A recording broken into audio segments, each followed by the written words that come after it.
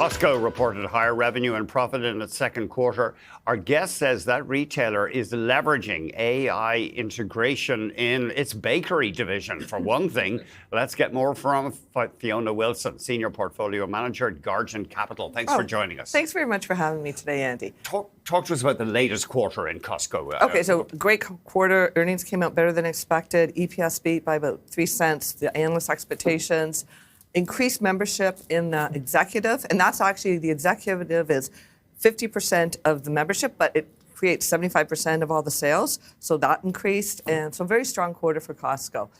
The stock hasn't moved up quite as much because it's priced to perfection. It's a quality stock. If you look at the performance last year, a lot of quality stocks didn't do that well. Everything was focusing on artificial intelligence trade, the information technology sector. So we saw a lot of quality companies lag. This year is a different story. And if you look at the returns of Costco this year, it's a great consumer staple, in my opinion, to have in your portfolio.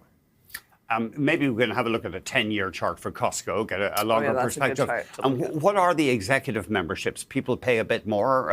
So it's about $120 compared to about $60. So, and when they pay more, they seem to be the ones who are buying more. And one thing that you mentioned too is I think you should be looking now at older economy blue chip stocks that are integrating artificial intelligence. We've seen artificial intelligence, like a lot of the tech sector, do extremely well. And now, with the volatility coming back into the market, it's a good time to be looking at really strong blue chip stocks that are leveraging perform with artificial intelligence. The AI, how are they using it? So they're using it for their distribution, as you mentioned, in the bakery, for the inventory. So they started the project in 2018 to forecast so the bakery items don't go stale. And so for perishable goods, and it was really creative, and now they've got it in all of their perishable areas. So that's really interesting. They're also using it in their warehouses. They have robots to move the skids around, the heavy skids. They're using it on their cashing out for fraud. And they're using it in the customer experience area, so online. And actually, that kind of went through the sales this year because their online presence in the last earnings that came out, they had a lot stronger sales from their digital complete piece. So that worked out quite well for them. Interesting. I wonder, you just reminded me of something. A few years ago, they started selling gold directly to consumers. Yeah, that's. And I bet that's doing pretty well right now. Very well for them. The gold bar sales. Yeah. They started a couple of years ago, perfect timing. Look what's happened to gold in the markets now. That's interesting. With perishable goods, though, if AI can predict the demand and the slump, or, the second Tuesday of the month for some reason is weak, you can avoid wasting stuff. Yeah, exactly. And, the bakery at the beginning would just bake so many items and they'd all go bad. And there's huge loss there. So it's really changed quite a bit. You have some other stock ideas for us. Eli Lilly, you reckon? I mean, obviously, it's almost synonymous with the obesity and diabetes drugs now. Yeah, it's number one in that area. Basically, exactly what you said, diabetes and obesity, that is just taking off. They've done extremely well. They had record sales this year. That area is really, really moving forward. And kind of talking about how they're implementing artificial intelligence. In 2014, they hired 2024, they've hired a chief information technology officer, just focusing, so implementing into their strategy.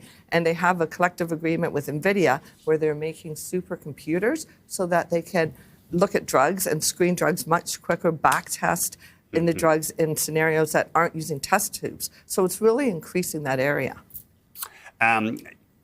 TJX, we know them for Winners, for example, in Canada. They're a huge discount apparel chain, mostly in Canada and the US. And the US, yeah. Yeah, that's another great stock. Again, looking at the older economy, but these stocks that are high quality, strong revenue generators, and do well in markets that are strong, which we've seen double-digit returns globally for the last 3 years, but also do well in volatile markets, which we're starting to see now. They use artificial intelligence. They actually use digital agents to source buying patterns, and then when they put it onto their floor, they're using another machine learning algorithm to price everything and to put things in the proper locations for demand. So it's quite interesting how these old economy stocks are integrating AI, and it gives a more stable, long-term revenue stream compared to some of the more volatile stocks we have seen do really well the last couple of years. I mean, retailers in particular are exploiting AI.